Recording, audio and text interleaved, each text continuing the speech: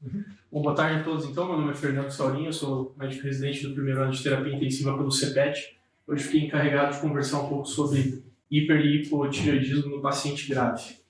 Tentei separar assim a minha aula, conversar um pouco sobre a fisiologia da tireoide saudável, que faz sentido entender porque são quadros antagônicos que acometem o paciente grave, vai ficar mais fácil. Primeiro vou falar da crise tireotóxica e depois do estado ou coma mixedematoso. Então, começando pela tireoide saudável, é uma glândula pequena que se situa logo abaixo da laringe, abaixo da cartilagem tireoídea, normalmente em conjunto com a cartilagem cricoídea.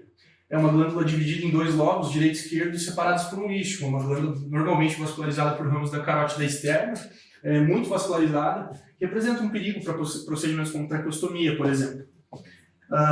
É uma glândula que é regulada, o seu eixo neuronal, pelo hipotálamo e pela hipófise. O hipotálamo é responsável pela produção de TRH, que estimula positivamente o lobo anterior da hipófise a produzir TSH, que estimula positivamente a tireoide, a produção de T3 e T4 livre. A tireoide funciona num mecanismo simples de feedback negativo. Então, o aumento das concentrações séricas de hormônios tireoidianos são responsáveis por desestimular a secreção dos hormônios que anteriormente a estimulam. Então, quanto maior a secreção de T3 e T4 livre, menor a secreção de TSH e, consequentemente, de TRH. Isso para entender que a sua estrutura funcional é o folículo tireoidiano. Uma glândula tireoide tem vários folículos tireoidianos que é composta por várias células, cada folículo, por várias células foliculares.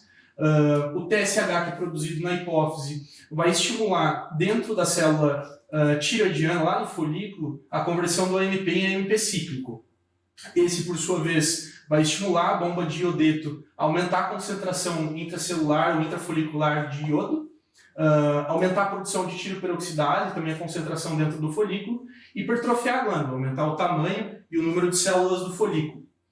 A tiroglobulina é produzida constantemente pela célula folicular e ela vai ser responsável por, junto com o iodo, que é captado lá no sangue e introduzido ao folículo pela bomba de iodeto, através da reação pela tiroperoxidase, dependendo de quantos íons de iodeto, 3 ou 4, a formar T3 ou T4. E são hormônios diferentes.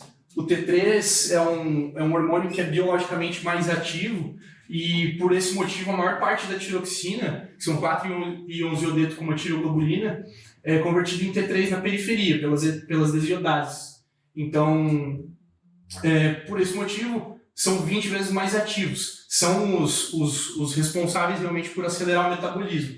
Eles se ligam a receptores dentro no exterior da membrana celular e se ligam a heterodímeros, um receptor retinoide e um receptor de hormônio tireoidiano.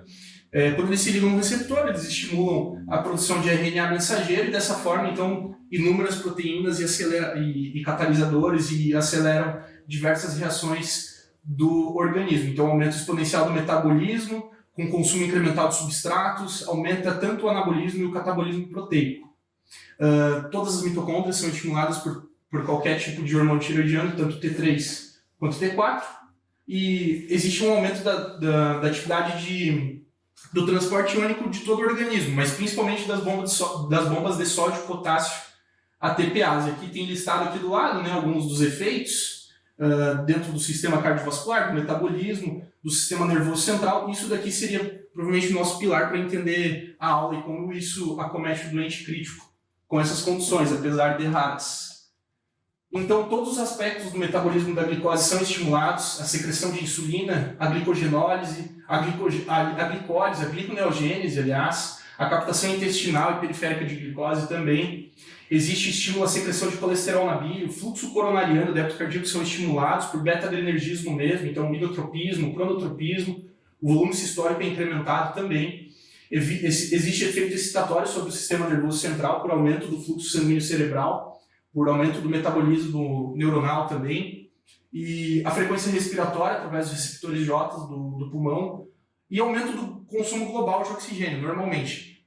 Dependendo da situação do doente crítico, isso vai ser importante para entender o estado em que ele se apresenta, muitas vezes esse aumento do fluxo coronariano e do débito cardíaco pode ser desproporcional ao aumento do consumo de oxigênio, por esse motivo um paciente em choque. que é a definição clássica de choque, né? Um desequilíbrio entre o consumo, entre oferta e consumo de oxigênio. Então, no paciente crítico, quando essa glândula está hiperestimulada, com um estado extremo de ou não tratamento ou não diagnóstico, existe alta mortalidade. O problema é que existe um subdiagnóstico muito importante.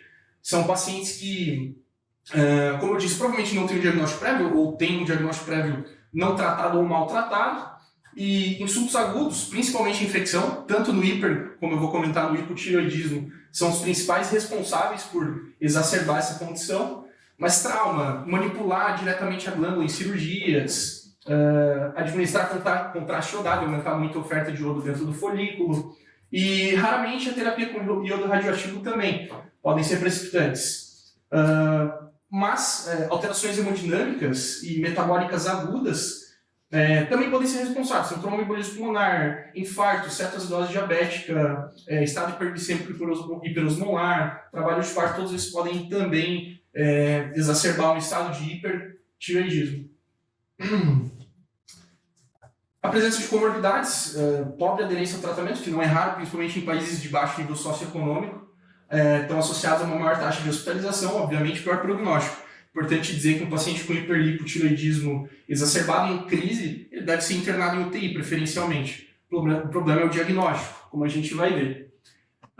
Voltando, é importantíssimo que a gente volte para a fisiologia para entender como acontece a crise tireotóxica, assim como o estado mixedematoso. Mas, como eu falei, o hormônio tireoidiano ele é responsável por ativar os transportadores iônicos de todo o organismo. Alguns deles, principalmente a bomba de sódio, potássio e a TPase, consomem energia. Se elas consomem energia, elas geram calor. Se geram calor, aumentam o consumo de oxigênio global e principalmente aumentam a temperatura corporal, que é uma das explicações do porquê o paciente com crise tireotóxica normalmente se apresenta com febre. Todos os aspectos do metabolismo da glicose estão exacerbados, como a gente também viu na parte de fisiologia. Então isso transforma o paciente normalmente num paciente hiperglicêmico.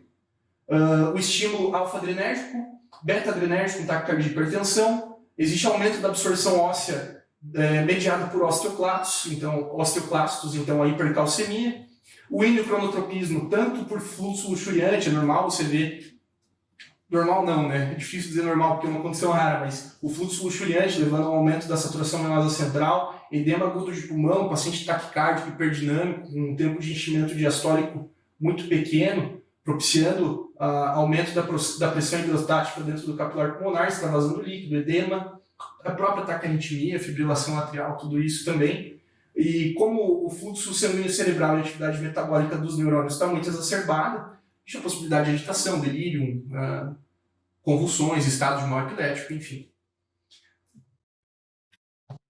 O diagnóstico desses pacientes é clínico, associado ao laboratório, mas principalmente uma história clínica prévia bem feita. Muito difícil que um paciente que não tenha estado de hipertireoidismo previamente venha desenvolver isso de forma aguda.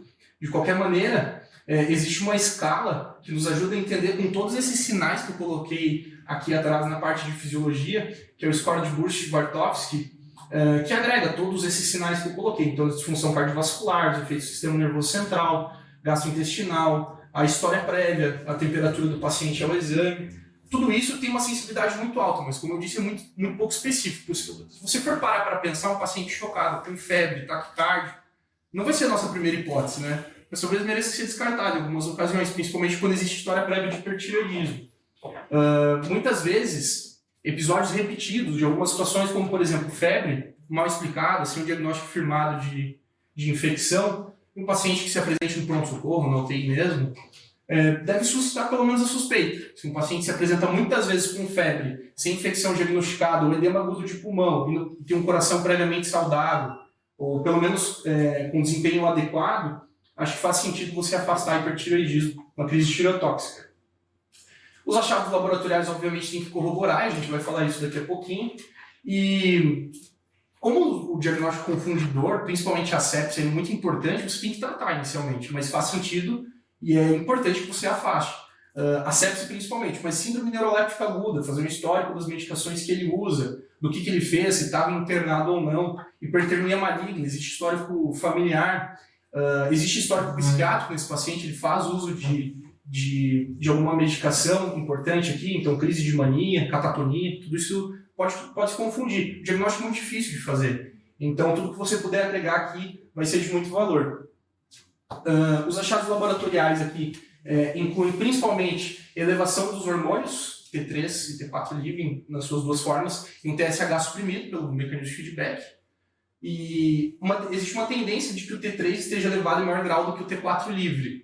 Isso é uma diferença muito pequena, mas existe uma preferência de que se secrete T3 na glândula, porque é uma reação mais rápida, principalmente se essa glândula estiver hiperestimulada, e existe maior conversão dentro da glândula e periférica de T3, de T4 em T3 no paciente, em condições mais normais, digamos assim. O problema é que no doente crítico existe inibição de uma enzima, de uma das desiodases que eu comentei, que é a 5' desiodase, ou deiodinase, então pode haver tirotoxicose com predominância de T4. Pouco importante, mas existe. Dentro dos achados laboratoriais, a hiperglicemia, já comentamos, hipercolesterolemia, uma leucocitose inexplicada por uma medula muito estimulada e a granulocitopenia e função hepática alteradas também podem acontecer aqui nesse caso. Para tratar esses doentes, claro, medidas gerais, é um paciente que inicialmente pode chegar instável dentro da UTI ou no setor de emergência, então é importante que se inicie o tratamento de prontidão, se você julgar que é necessário coleta de culturas, antibiótico de amplo espectro, terapia empírica, e afastar e realizar uma coleta boa de dados e de anamnese. O repouso, sedação leve, pode ser necessário, principalmente nos pacientes com hipertermia refratária às medidas clínicas. Normalmente, pelo que está descrito, o paciente costuma diminuir a sua temperatura em 1 grau a cada 48 ou 36 horas, dependendo da terapia. Então aqui existe, claro, a gente precisa ser paciente, mas também o paciente pode ficar com febre 24 horas por dia por 48 horas. E hidratação e tratamento da hipertermia, como eu falei. O tratamento farmacológico, ele é basicamente todos os aspectos da fisiologia da glândula. Você pode usar inibidores da conversão do hormônio periférico, né? Então o propiltiuracil, que é uma tionamida, beta-bloqueadores, glicocorticoides. O beta-bloqueador e o glicocorticoide, claro que eles vão agir o beta-bloqueador, principalmente, ele já vai agir diminuindo o beta-adrenergismo, né? O glicocorticoide tem essa função importante de inibir as desiodases, né? A via do AMP cíclico, que a gente viu lá na parte de fisiologia, que é responsável por aumentar o iodo, aumentar a ação da tireoperoxidase aqui, então o lítio vem muito bem aqui. Os antitireoidianos diretos, que inibem a conversão dentro da glândula, são os inibidores da tireoperoxidase. As tionamidas, o propiltiuracil, que eu já comentei, ele age em 2 vias, né? Então uma boa medicação. E o metimazol. O iodo também entra aqui. Tá? Você pode usar tanto componentes ou compostos do próprio contraste, por exemplo, Lugol, enfim, todas essas coisas entram aqui. Você pode remover diretamente o hormônio da circulação, por plasmaférese, por hemodiálise, diálise peritoneal, também é uma forma. Normalmente o esquema de tratamento envolve esses 4 itens. Agir em todas as vias e de forma com uma posologia adequada. Lembrando que muitas vezes essas medicações não existem na apresentação endovenosa, o que é um desafio, porque o propiltiuracil e o metimazol, os inibidores da conversão periférica e inibidores da tireoperoxidase, eles têm uma posologia bem pouco favorável, né? O carbonato de lítio, por exemplo, a cada 8 até 4 horas, o PTU, que é o propiltiuracil e o metimazol, a cada 4 horas, é difícil, é um tratamento ruim. De qualquer maneira, no coma mixedematoso, a gente vai ver que os aspectos do tratamento podem até se parecer um pouquinho, mas é uma condição endocrinológica, obviamente, é rara, o diagnóstico é raro, é difícil de se encontrar, mas existe alta mortalidade, morbidade alta, e pacientes com hipotireoidismo não tratado ou não diagnosticado. Então, a mesma situação, basicamente a mesma situação. É difícil que o paciente, apesar de não, por isso que eu comentei até no começo, o estado mixedematoso, é difícil que o paciente se apresente em coma, apesar desse nome. E acomete até 0,22 milhão de pessoas, principalmente mulheres, que representam a gigantesca maioria dos casos, então uma condição rara, obviamente. E vários fatores desencadeantes parecidos com o hipertireoidismo podem acontecer aqui. Infecção e sepse, principalmente, nos 2 casos, tanto no hiper quanto no hipo. O AVE, a insuficiência cardíaca, infarto, enfim, situações de trauma e desequilíbrio homeostático agudo. Hipoglicemia, hiponatremia, exposição ao frio. e hemorragias digestivas.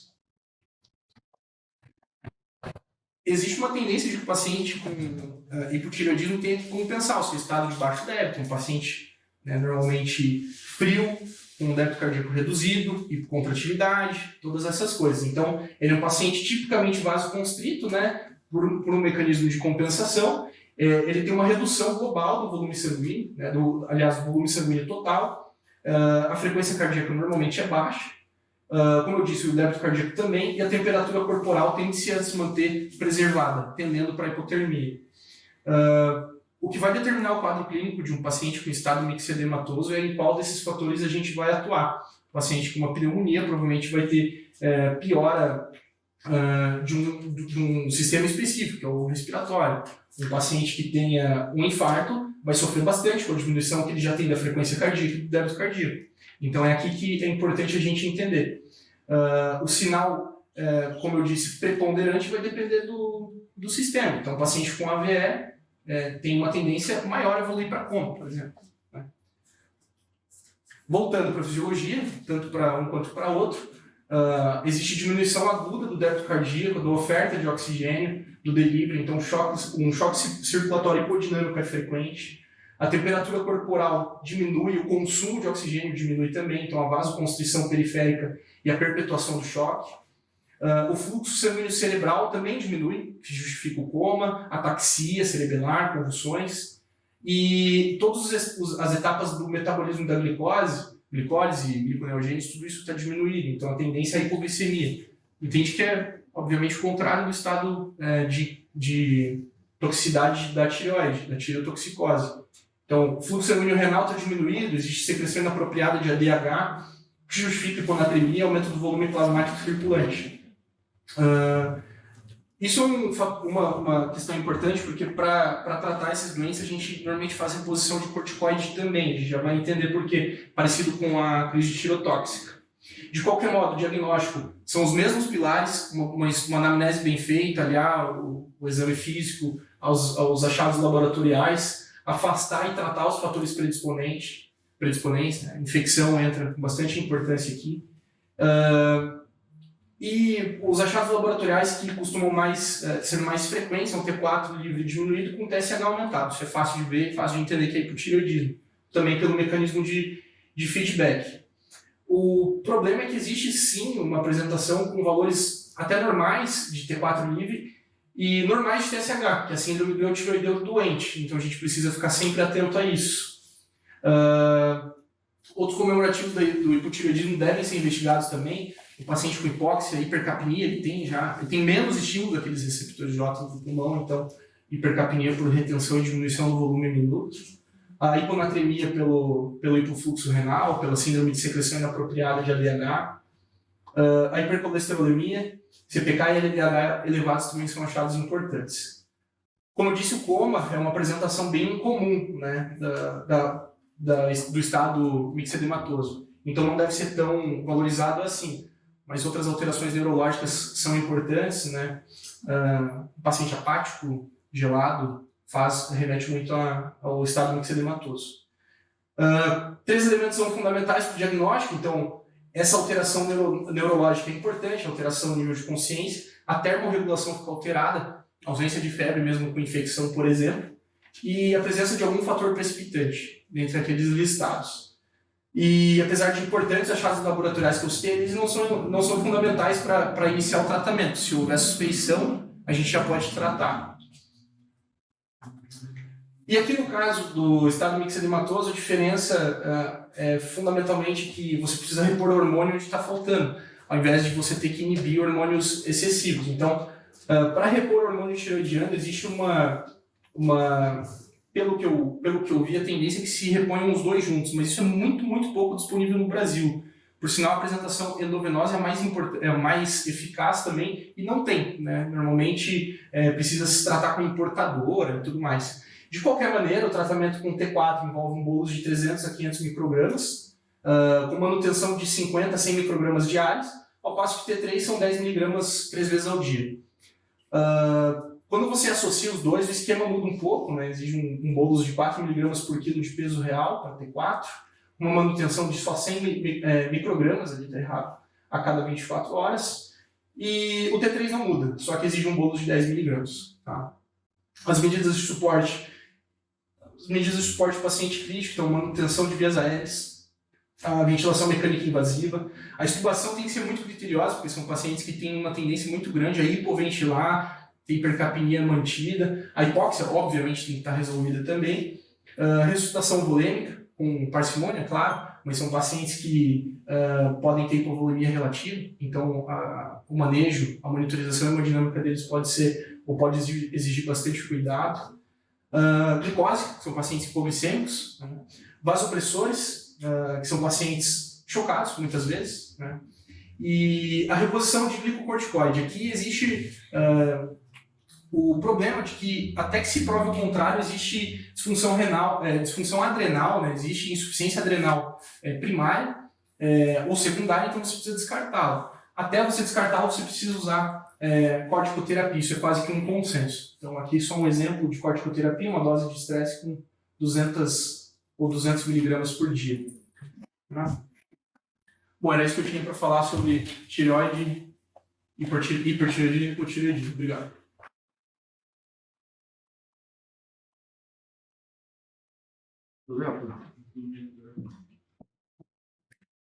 Bem, perguntas? Comentários? Bom, doutor, não é bem uma pergunta, mas é um comentário. Assim, é muito difícil a gente ver, né, uma crise aguda da tireoide. A gente sempre aprendeu mais a parte de acompanhamento crônico, né, do paciente. O hipotireoidismo.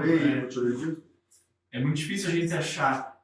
E assim, eu e o Guilherme estamos passando agora no INC, e eu vejo que todo paciente que chega com algum distúrbio neurológico, o plantonista pede TSH e T4 Bíblia.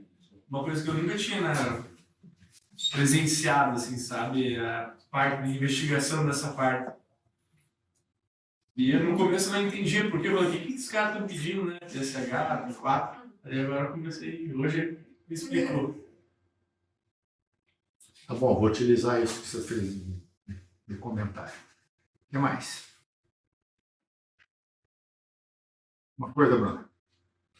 Eu estava lembrando, tentando lembrar, na verdade, se não me engano, no internato, quando eu passei na estágio do UTI, teve uma paciente que era a gente ficou na dúvida se era um pouco espermatoso ou era uma insuficiência adrenal.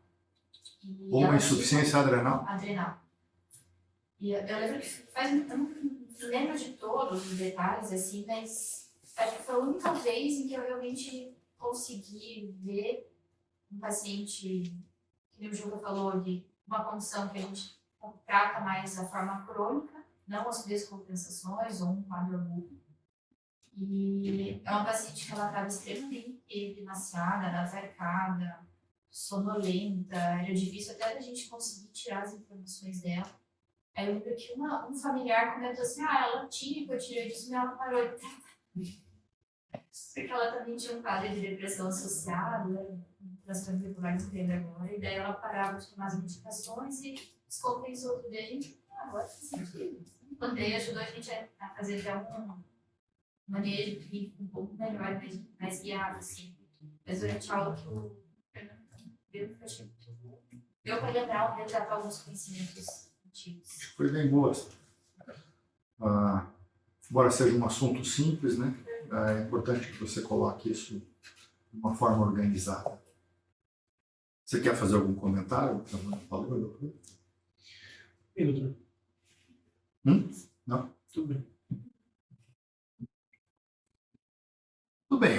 Assim, eu me lembro de ter visto muitos doentes, algumas dezenas de doentes com crise tireotóxica. Mas também me lembro de que logo que eu me formei, a minha história é ligada com o serviço de emergência, né? Eu fui responsável pelo serviço de emergência do Hospital de Clínica há 10 anos. Principalmente porque não tinha ninguém que queria cuidar do serviço. Então, ainda quando eu era R3, o Dr. Assir Rashid viu que eu tinha interesse lá nos doentes. Ainda como residente, já era responsável pelo serviço. não tinha medicina intensiva em Curitiba naquela época, no começo da década de 80. Não tinha muito doente com crise tireotóxica. E aí eu me lembro que no primeiro ano, já formada, terminada a residência, o Serviço de Endocrinologia fez um congresso paranaense de endocrinologia aqui em Ponta Grossa. E aí me convidou para poder dar aula de crise tireotóxica e de comomixia dermatose. Fui eu lá, né? Uma das primeiras aulas, assim, formado, terminada a residência, que fui dar no congresso. E aí tinha o Dr. Atlântico do Borba Corpus. O Dr. Atlântico já estava aposentado naquela época. Ele foi catedrático, naquela época era a época dos catedráticos da endocrinologia aqui do Paraná. E talvez o pai, o avô da endocrinologia. O Dr. Atlântico, já com 70 e poucos anos de idade, ele era pequenininho assim. Eu dei a minha aula lá, aqueles slidezinhos, como é que você colocava os slides, preparar os slides com uma semana de antecedência, tirar foto, mandar revelar, mandar fazer os slides. Você coloria com canetinha azul, com canetinha vermelha. E, enfim, dei a minha aula lá, simples. E daí, na hora do café, o Dr. Atlântico chegou assim e disse assim: meu filho, você já viu algum comomixia dermatoso? Quer dizer, não se preocupe, meu filho, eu também nunca vi. Virou as costas e foi embora.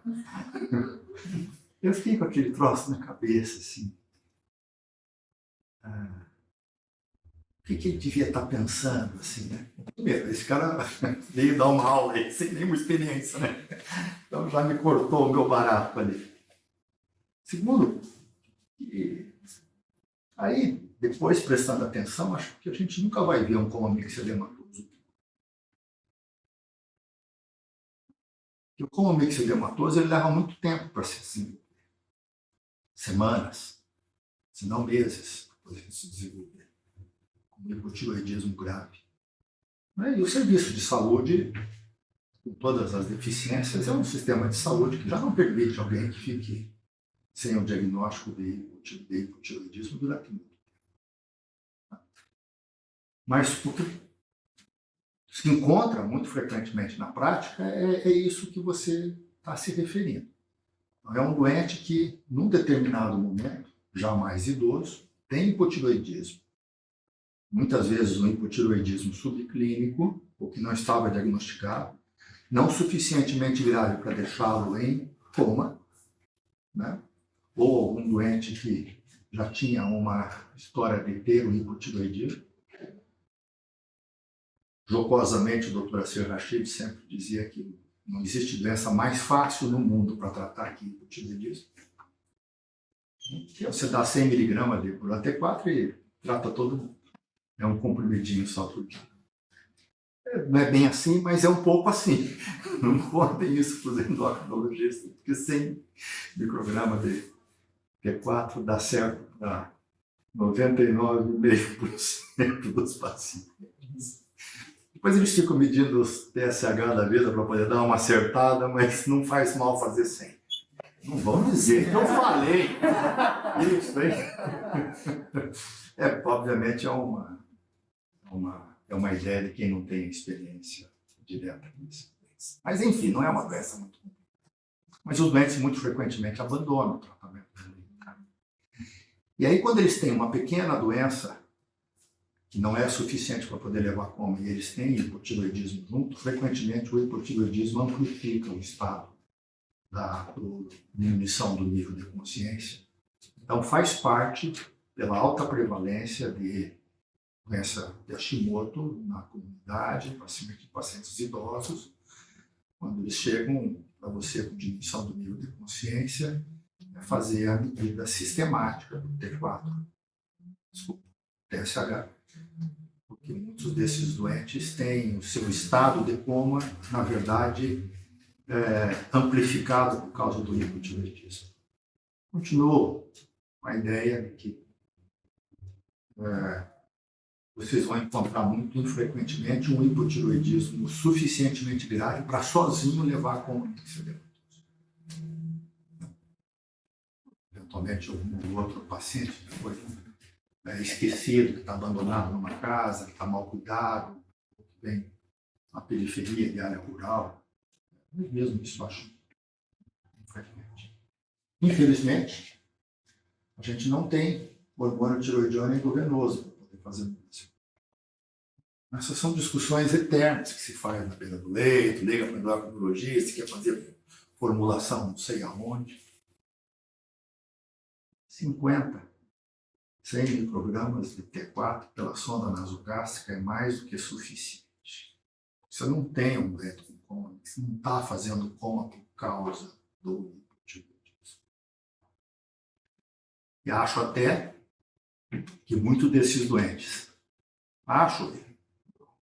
cuidado que a gente tem durante muito tempo, é de que esses doentes frequentemente eles fazem dislipidemia, frequentemente tem uma alta prevalência de doença aterosclerótica, coronariana, doença cerebrovascular associada. Você querer fazer doses muito altas do hormônio tiroidiano, muito frequentemente você descompensa, acaba carregando a arritmia desse doente, então acaba descompensando a parte cardiovascular, sem muita necessidade. Não sei que tem alguma coisa que tenha mudado. Dentro com hipotiroidismo, sonda nasogástrica, um comprimidinho, metade de um comprimidinho, ou um comprimidinho inteiro de Puran T4 por dia, pela frequência de que a doença de Hashimoto frequentemente se associa com uma adrenalite autoimune junto. Alguns desses doentes podem ter uma insuficiência adrenal evidente ou uma insuficiência adrenal induzida pela situação de estresse, que vai se exacerbar eventualmente quando você fizer corticoide, quando você fizer o Puran-T4. Acho que por rotina, a gente faz 200 mg de hidrocortisona para eles. A hora que eles melhorarem o nível de consciência, a hora que eles saírem, ele vai ter que fazer investigação para poder ver qual é a causa do hipotiroidismo e, eventualmente, fazer uma avaliação daí no apartamento, no quarto, em casa, se ele tem insuficiência adrenal associada ao... Eu acho que o mais importante com o coma mixedematoso é de que ele frequentemente ele é descompensado por uma outra doença ou ele acompanha uma outra doença neurológica do qual o coma acaba se apresentando, mas não primariamente só por hipotiroidismo. De acordo? Agora, a crise tirotóxica, um pouco na contramão do que você tinha dito, eu acho que ela é muito frequente de vocês ainda encontrarem na prática. Aí é preciso distinguir um pouco, aquela tabelinha tua com o score, ela é boa, porque é um contínuo do hipertiroidismo para a crise tirotóxica. A crise tirotóxica, você teria um distúrbio da termorregulação associado, uma alteração do nível de consciência, né? Então, esse doente, para poder chegar a ter uma hipertermia, não é febre, hein? É hipertermia. Vai ter uma aula de febre, a gente discute sobre isso. Ter hipertermia, ter alteração do nível de consciência, tem que ter taquicardia, ter arritmia, ter todos os outros sintomas, geralmente um paciente emagrecido, mais frequente mulher do que não, muito frequentemente tem Graves juntos, se doença autoimune. É um doente que não é muito difícil de fazer. E ele chegar na ponta de ter a crise tirotóxica também é relativamente improvável hoje. Mas é mais provável do que o coma mixedematoso. Agora, você ter hipertiroidismo descompensado, se a gente não estiver vendo isso nas unidades de terapia intensiva, possivelmente quem deve estar vendo isso são as unidades coronarianas, unidades cardiológicas, os serviços de emergência. Né? Porque hipertiroidismo é uma doença bastante comum também e que frequentemente se apresenta com alterações cardiovasculares. Né?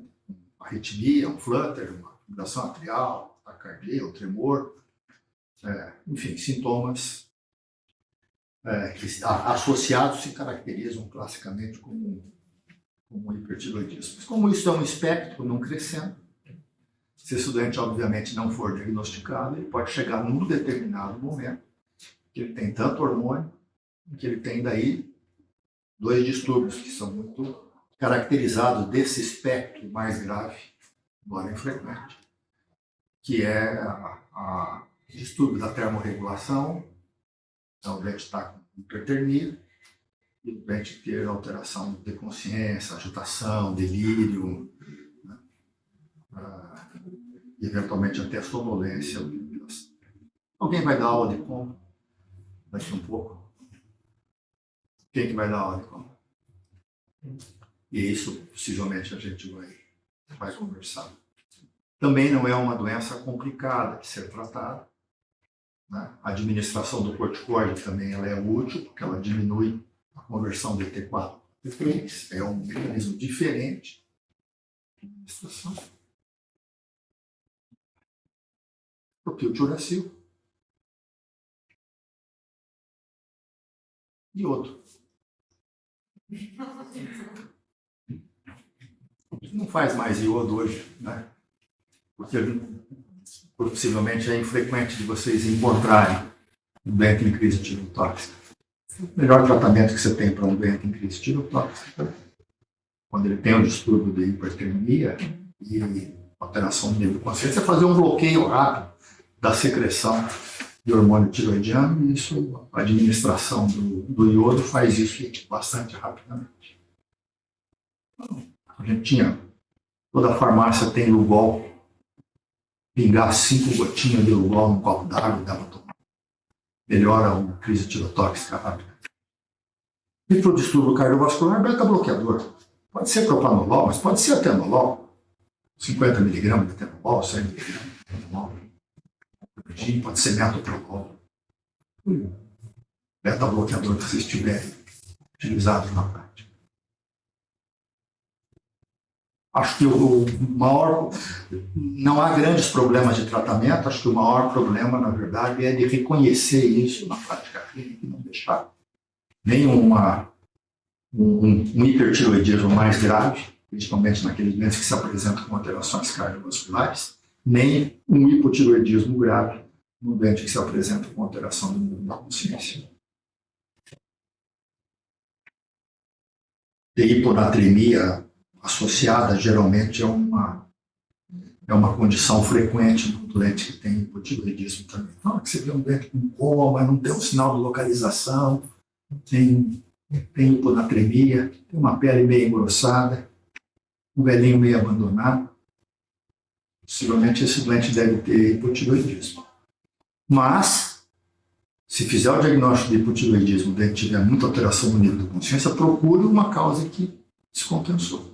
Infecção urinária, o doente entra em coma, entra uma encefalopatia séptica. Isso aqui é piorado pela condição de hipotiroidismo. O que mais, Fernando? Vale a pena lembrar. Fui bem contemplado. Tudo bem?